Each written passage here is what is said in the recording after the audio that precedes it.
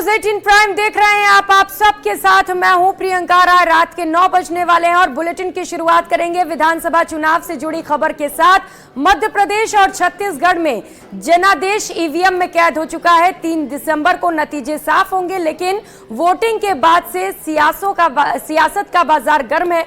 देखिए इस रिपोर्ट में।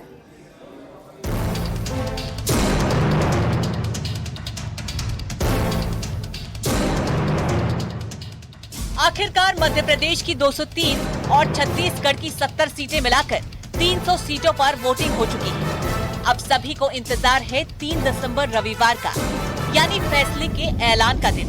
किस पर सूर्य की कृपा होगी और कौन झेलेगा सितम, ये 3 दिसंबर को ही साफ हो पाएगा। मध्य प्रदेश में छिटपुट घटनाओं के बीच और ग्वालियर चंबल के ट्रैक रिकॉर्ड के मुताबिक हिंसा, उत्पात, हंगामे की खबरों के बीच आखिरकार मतदान कार्य संपन्न हुआ। भिंड और मुरैना की 2 सीटों पर तो बसपा, कांग्रेस, बीजेपी नेताओं को नजरबंद करने की नौबत भी आई ताकि हालात काबू में रह सके। इंदौर के महू में भाजपा कार्यकर्ता पर कांग्रेसियों पर धारदार हथियार से हमले का आरोप लगा। मुरैना जिले के दामिनी में एक मतदाता केंद्र पर फायरिंग भी हो गई। ग्वालियर, चंबल के अलावा भोपाल के हिंद कॉन्वेंट स्कूल में विवाद का एक वीडियो सामने आया। इंदौर 4 विधानसभा सीट पर कांग्रेस और भाजपा के कार्यकर्ताओं में मारपीट हो गई। छतरपुर के राजनगर में कांग्रेस प्रत्याशी विक्रम सिंह नाती राजा के एक समर्थन की हत्या का मामला भी सामने आया। इस मामले में बीजेपी कार्यकर्ताओं पर हमला दर्ज किया गया है। इधर उज्जैन और खरगोन में एक वोटर की मौत की खबर मिली, तो रायसेन के सिलवानी में ड्यूटी पर तैनात पुलिसकर्मी की मौत हो गई। छत्तीसगढ़ में अलग अलग इलाकों से ईवीएम में खराबी की खबरों के बीच वोटिंग हुई, जबकि गरियाबंद में नक्सलियों के आईईडी ब्लास्ट की खबर आई है। अब जरा आंकड़ों की बात की जाए तो शाम तक मध्य प्रदेश के 71.16% लोग अपने मताधिकार का इस्तेमाल कर चुके थे। इसमें अगर मामला 82% से ज्यादा स्कोर के साथ आगे था, जबकि अलीराजपुर में सिर्फ 56% के बीच वोटर्स अपने अधिकार का इस्तेमाल करने के लिए बाहर निकले। छत्तीसगढ़ में 5 बजे तक 68% से ज्यादा वोटिंग हुई है, जहां धमतरी का वोटर मेरिट के करीब रहा, यानी 80%, जबकि न्यायधानी बिलासपुर के लोगों ने सबसे कम दिलचस्पी दिखाई। सिर्फ 61% के करीब लोग घरों से बाहर निकले और वोट किया। हालांकि 5 बजे तक जो लोग कतारों में शामिल हो गए थे और जिन्होंने पोस्टल बैलेट घर पहुंच मतदान सेवा का इस्तेमाल किया था, उनके आंकड़े आने के बाद तस्वीर पूरी तरह से बदल जाएगी। अब अगर वोटिंग का इतिहास खंगाले तो मध्य प्रदेश में 2013 में 72.69% वोटिंग हुई थी, जबकि 2018 में 75.63% मतदान हुआ था। वहीं छत्तीसगढ़ में 2013 में 77.45% वोट पड़े, तो 2018 में ये आंकड़े 76.88% पर अटक गया। अब सभी को इंतजार है जब जनादेश का फैसला सुनाया जाएगा। वोटिंग के दौरान और बाद भी भाजपा, कांग्रेस के नेता अपनी अपनी जीत का दावा करते नजर आए। शिवराज सिंह चौहान से लेकर कमलनाथ तक ने अपनी अपनी जीत के दावे किए हैं। पहले ज्यादा वोटिंग को सत्ता विरोधी लहर से जोड़कर देखा जाता था, लेकिन हाल के 2 चुनावों में डेटा आधारित राजनीति ने इस फॉर्मूले को फेल कर दिया है। साथ ही तकनीक के इस्तेमाल के चलते अब एक सीट का अलग अलग विश्लेषण भी सामने आने लगा है। लिहाजा राजनीति के जानकार भी किसी एक ऊंट की इस और उस करवट बैठने को लेकर साफ नहीं है। तो 3 दिसंबर का इंतजार करिए, जब आपका अपना news channel news 18 Madhya Pradesh Chhattisgarh सबसे पहले नतीजे दिखाएगा और आपका जनादेश आप तक पहुँचाएगा। Bureau report, news 18। और रुक करेंगे चुनाव से जुड़ी मिल रही इस वक्त की बड़ी खबर का। जयपुर से इस वक्त की बड़ी खबर सामने आ रही है। सरकारी अफसर के ट्वीट मामले से जुड़ी इस वक्त की बड़ी खबर और अपडेट आपको बताते चले। निर्वाचन विभाग ने राज्य निर्वाचन विभाग से जवाब मांगा है। पत्र लिखा गया है। सीएम के विशेषाधिकार के पार्टी पक्ष में ट्वीट पर जवाब मांगा गया है। आचार संहिता उल्लंघन मामले में कार्रवाई की डिटेल मांगी गई है। सहयोगी अरबाज हमारे साथ जुड़ चुके हैं। अरबाज, पत्र लिखकर जवाब मांगा गया है, अब क्या होगा आगे? देखिए, जो मुख्य निर्वाचन अधिकारी हैं राजस्थान के प्रवीण गुप्ता, उन्होंने बाकायदा एक लेटर लिखा है जो जिला निर्वाचन अधिकारी और जिला कलेक्टर जयपुर हैं, जो मुख्यमंत्री के विशेष अधिकारी हैं शशिकांत शर्मा, उनके संदर्भ में लिखा गया है। 1 नवंबर को उन्होंने अपने ट्विटर हैंडल से एक ट्वीट किया था, जो एक पार्टी के पक्ष में था, जिसे लेकर के उन्होंने इसे आचार संहिता का उल्लंघन माना है, क्योंकि एक सरकारी कर्मचारी को इस तरह से किसी पार्टी के पक्ष में अपने ट्विटर हैंडल पे जो ट्वीट करना जो आदर्श आचार संहिता है उसका उल्लंघन है। तो उन्होंने जो मुख्य निर्वाचन अधिकारी राजस्थान है उन्होंने जिला निर्वाचन अधिकारी से जो कार्रवाई की गई है उसकी जानकारी मांगी और उसका पूरा विवरण जो राज्य स्तरीय एमसीसी कमेटी के समक्ष प्रस्तुत करने के लिए कहा है। जी, अब देखना अरबाज की क्या जवाब पेश किए जाते हैं जिला निर्वाचन अधिकारी की ओर से। बहुत शुक्रिया आपका तमाम जानकारियों के लिए।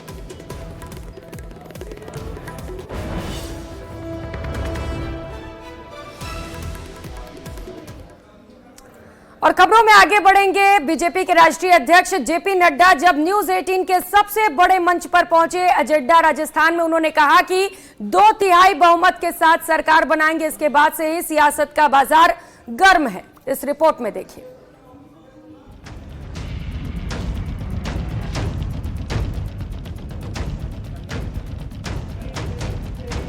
ये जो 5 राज्यों के चुनाव हो रहे हैं इसमें राजस्थान में हम 2/3 मेजॉरिटी के साथ आ रहे हैं। जयपुर में अजेंडा राजस्थान के मेगा मंच पर वैसे तो जेपी नड्डा कई मुद्दों पर खुलकर बोले, लेकिन विपक्ष को उनका प्रदेश में 2/3 बहुमत से सरकार बनाने का दावा रास नहीं आया।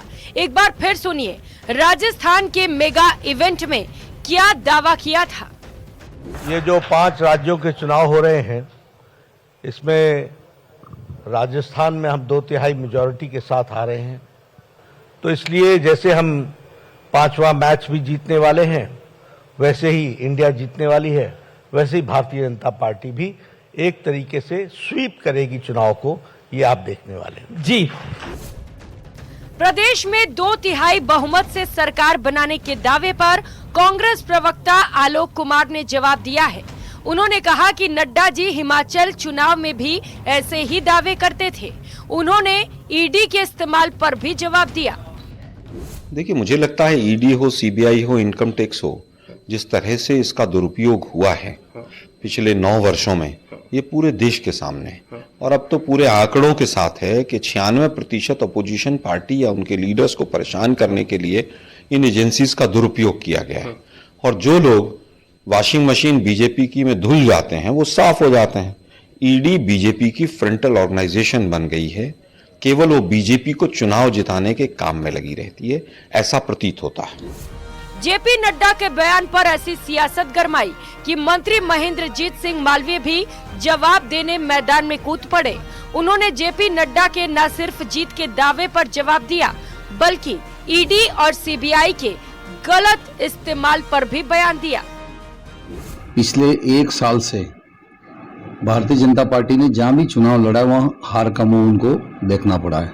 अभी राजस्थान हो, मध्य प्रदेश हो, छत्तीसगढ़ हो, सब दूर कांग्रेस के पक्ष में लहर चल रही है। जब प्रजातंत्र है और प्रजातंत्र में लोग चुनाव के मैदान में हैं, तो अगर 15 दिन ईडी अपनी कार्रवाई नहीं करे क्या फर्क पड़ता है। लेकिन ईडी पूरी तरह से केंद्र सरकार के प्रभाव में है। देखो, बुलडोजर जानबूझ के कोई नहीं चलाता, जबकि हमने तो कई सारे मंदिर बनाए हैं। आज भारतीय जनता पार्टी गौ रक्षा की बात करती है, उनके शासन में गौ के लिए कितना अनुदान दिया गया और हमारे टाइम में गौ के लिए कितना अनुदान दिया गया। ये मंदिर का मुद्दा हर बार जानबूझ के वो उठाते हैं और जब काम निकल जाते बाद इसके बाद वो इस मुद्दा भूल जाते हैं। दरअसल एजेंडा राजस्थान में जेपी नड्डा ने जीत के दावे के साथ विपक्षियों पर तुष्टीकरण का आरोप भी लगाया था। अगर रामनवमी के अवसर पर शोभा यात्रा निकलती है तो उसको रोक दो या उस पर पथराव कराओ। अगर कोई हनुमान जयंती पर कोई शोभा यात्रा निकलती है तो या पथराव कराओ या उसको रोक दो। मंदिरों पर, शिव जी के मंदिर पर बुलडोजर चला दो, उनको परमिशन मत दो। जी, ये सब काम उन्होंने किया और यहां सरेआम नारे लग रहे थे, सर तन से जुदा, सर तन से जुदा, सर तन से जुदा। क्या एक्शन लिया? पीएफआई के लोगों ने यहां ओपन जुलूस निकाला है राजस्थान के अंदर। पीएफआई के लोगों ने, एक बैंड ऑर्गेनाइजेशन है, क्या किया अशोक गहलोत ने? ये नियत नहीं बताती है उनकी। और ये घटनाएं घटेंगी तो फिर कन्हैया लाल जैसी घटना घटती है। जेपी नड्डा के बयानों के बाद कांग्रेस नेता उनके तमाम बयानों पर रिएक्शन देते नजर आए। उसमें मंत्री और सिविल लाइन से कांग्रेस उम्मीदवार प्रताप सिंह खाचरियावास भी शामिल थे। जेपी नड्डा जी ने ही शायद वो राम सेतु उन्होंने बनाया होगा, बीजेपी वाले लगे होंगे वहां पे। वो तो वानर सेना ने भगवान राम के पत्थर डाल के राम सेतु बनाया। डायलॉग बाजी करने के अलावा बीजेपी के पास कुछ नहीं है। भगवान राम हमेशा कहते हैं मेरे राम ऐसे हैं जो करुणा बरसाते हैं, जो प्यार बरसाते हैं, जो सबको एक ही आंख से देखते हैं, प्यार और प्रेम देते हैं, खून खराबा नहीं करते, दंगे फसाद की बात नहीं करते। भगवान राम, हमारे राम, मेरे राम पूरे ब्रह्मांड के मालिक है। बीजेपी कहती है सिर्फ हिंदुओं के हैं। महात्मा गांधी कहते हैं ईश्वर अल्लाह तेरो नाम, सबको सन्मति दे भगवान, चाहे गीता चाहे कुरान, सब में बसते राजा राम। तो राजा राम तो ब्रह्मांड के मालिक है। बीजेपी राम का कद छोटा क्यों करना चाहती है? इसके बाद कांग्रेस के दिग्गज नेता आनंद शर्मा भी नड्डा पर पलटवार करने से नहीं चूके। कांग्रेस ने हमेशा ये कहा था कि जो भी सर्वोच्च न्यायालय का निर्णय होगा उसको हम स्वीकार करते हैं। हमने उसका स्वागत भी किया। निर्णय आया, हमने कभी उस पे कोई दूसरा हमारा मत नहीं था। पर भगवान राम ने बीजेपी की स्थापना भी नहीं की थी। देशभक्त ये हैं, राम भक्त ये हैं, सब कुछ ये है। राम का आचरण भी तो देखे, वो तो मर्यादा पुरुषोत्तम थे। चुनाव से पहले दावों और वादों का दौर चलना स्वाभाविक है, लेकिन जनता क्या चाहती है वो मतदान के जरिए बयां कर देती है। अब जनता किसे किंग बनाती है वो 3 दिसंबर को साफ होगा, लेकिन एजेंडा राजस्थान के मंच से जेपी नड्डा का बयान प्रदेश के सियासत में चिंगारी का काम कर रहा है। Bureau report, news 18 Rajasthan.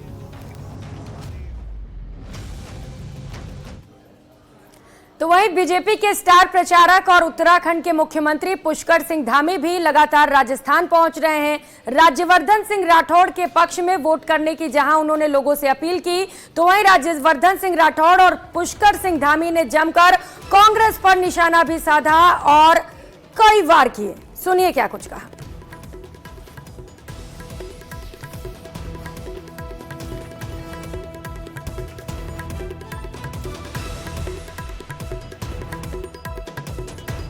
Uttarakhand के मुख्यमंत्री पुष्कर सिंह धामी जयपुर में स्टार प्रचारक के तौर पर सभा कर रहे हैं और चुनावी सभा में पहुंचे धामी से बात करने की कोशिश है। धामी जी, कांग्रेस की गारंटियां और आपकी चुनावी सभाएं, बतौर स्टार प्रचारक कई राज्यों में आप जा रहे हैं, किस तरह से देखते हैं यहाँ कांग्रेस गारंटियां दे रही है, कैसे बीजेपी जवाब देगी? पूरे देश में जो प्रधानमंत्री मोदी जी की गारंटी है उस पर लोगों को विश्वास है। वो लोग उस पर मतदान करना चाहते हैं, अपना वोट देना चाहते हैं और डबल इंजन की सरकार हर जगह बनाना चाहते हैं। चाहे राजस्थान हो, मध्य प्रदेश हो, छत्तीसगढ़ हो, हर जगह डबल इंजन की सरकार बनेगी, क्योंकि लोगों ने देखा है कि जहां डबल इंजन नहीं है वहां केंद्र से आने वाला जो पैसा है, जो धन है, वो सीधे सीधे उन लोगों तक नहीं पहुंचता, उन योजनाओं में नहीं लगता जिन योजनाओं के लिए भेजा जाता है, उनको रोक दिया जाता है। धामी जी कहते हैं कि कांग्रेस का कहना है कि डबल इंजन की जो सरकार है ये भी एक जुमला है। देखिए, वो तो सब लोग देख रहे हैं, जितने भी राज्यों में डबल इंजन है वहाँ तेजी से विकास हो रहा है और अन्य जगह पर केवल करप्शन हो रहा है। आप यहाँ आए तो पर्वतीय समाज भी एकजुट हुआ है। पूरा पर्वतीय समाज हमेशा से भारतीय जनता पार्टी के साथ रहता है और यहाँ पर तो जितना भी समाज है वो सारा का सारा समाज केवल वोट ही नहीं करेगा, वो सारा समर्थन भी करेगा और जो है लोगों को प्रेरित भी करेगा। काफी घोषणा पत्र काफी बड़ा लंबा चौड़ा यहाँ पे भाजपा ने जारी किया, लेकिन कांग्रेस कह रही कि उसमें ऐसा कुछ खास नहीं, नकल की गई केवल। कांग्रेस हमेशा नकल करवाने पर माहिर है, इसलिए उसको नकल दिखाई देती है, जबकि जो भाजपा का घोषणा पत्र है वो यथार्थ है और धरातल पर है, उस पर काम होता है। वो हमारा संकल्प पत्र है, घोषणा पत्र। बीजेपी सनातन के सहारे है। देखिए, सनातन ये पहले भी था, आज भी है और हमेशा रहने वाला है। इसलिए कांग्रेस ने हमेशा सनातन का विरोध किया है, तुष्टीकरण किया है और समझौतों पर समझौते किए हैं। देश की जनता जानती है, राजस्थान की जनता जानती है, इसलिए इस चुनाव में राजस्थान की जनता यहाँ की सरकार बदल देगी, भाजपा की सरकार बनाएगी, डबल इंजन बनाएगी। ये थे पुष्कर सिंह धामी जो यहाँ पर न्यूज़ 18 राजस्थान से खास बातचीत कर रहे थे। राजस्थान में बतौर स्टार प्रचारक यहाँ पर चुनावी सभाओं को संबोधित करने के लिए पहुंचे हैं और कहीं न कहीं दावा कर रहे हैं कि जो बीजेपी है वो इस चुनाव में आगे बढ़ पाएगी और अपनी जीत जो है वो सुनिश्चित कर पाएगी। खैर, ये चुनाव के बाद देखने वाली बात ये रहेगी। कैमरा पर्सन शेर सिंह के साथ महेश दादिच, न्यूज़ 18 जयपुर। मतदान के दिन जिस तरह से नजदीक आते जा रहे हैं, प्रचार अपने चरम पर पहुंचता जा रहा है। मेरे साथ में जोटवाड़ा से भाजपा के प्रत्याशी राज्यवर्धन सिंह राठौड़ मौजूद है। राठौड़ साहब, घोषणा पत्र भी जारी हो गया है। कांग्रेस तो कह रही कि केवल कट कॉपी पेस्ट किया गया है। देखिए, ऐसा है कि इच्छा करने की शक्ति, इच्छा शक्ति होनी चाहिए और काम करने की काबिलियत होनी चाहिए, और ये दोनों चीजें भारतीय जनता पार्टी और मोदी सरकार में है। और मोदी जी की जो गारंटी है, आज वो घर घर तक पहुंच गई है। जब मोदी जी कुछ कहते हैं और जब वे गारंटी देते हैं तो गारंटी पूरी होने की गारंटी हो जाती है। तो घर घर पीने का पानी पहुंचेगा। यहाँ पर जो झील है और जो बांध है वो पानी से भरेंगे। ऊपर से किसानों को अब 6,000 नहीं 12,000 रुपए किसान सम्मान निधि दी जाएगी और हर तरह से चौमुखी विकास होगा यहाँ पर। तो हम तो भारतीय जनता पार्टी है जो काम करके दिखाती है, जो कहती है वो करके दिखाती है। प्रधानमंत्री मोदी जी कहते हैं कि 56 इंच का सीना, यानी बीजेपी की 56 इंच की बात, और दूसरी तरफ 156 सीट का दावा। क्या कुछ दिखने वाला है इस चुनाव में? कांग्रेस का सुपड़ा साफ होने वाला है। जिस तरह का भ्रष्टाचार, बेरोजगारी और अपराध कांग्रेस ने यहाँ मचाया था, जिस तरह से अलगाववाद था, खुलेआम पुलिस थाने में खड़े होकर मौलवी धमकी देते थे, वो जमाना गया। गारंटी यात्रा जो रही है, कांग्रेस जो गारंटी यात्रा की बात कर रही है अभी, ये कुछ काम आएगी कांग्रेस के लिए या फिर बीजेपी इस पर कुछ? हाँ, काम आएगी। इनके राजस्थान से बाहर जाने के काम आएगी। अच्छा, एक आखिरी सवाल सर, आपका जो मुकाबला है वो क्या त्रिकोणीय बनेगा या आमने सामने कांग्रेस बीजेपी बनेगा? मेरे सामने जो प्रत्याशी है उनका कोई अस्तित्व नहीं है। झूठ बोल रहे हैं, अलग अलग रात को बैठ के चोरों की तरह एडिटिंग करते हैं वीडियोस और फिर झूठ फैलाने की कोशिश करते हैं। तो जनता जवाब देगी। राज्यवर्धन सिंह राठौड़ अपने प्रचार में मशगूल हैं और कह रहे हैं कि जो उनके सामने प्रत्याशी हैं वो टिकने वाले नहीं हैं। कैमरा पर्सन शेर सिंह के साथ महेश दादिच, न्यूज़ 18 जयपुर। और यहाँ रुकेंगे एक छोटे से ब्रेक के लिए, लौटेंगे फौरन।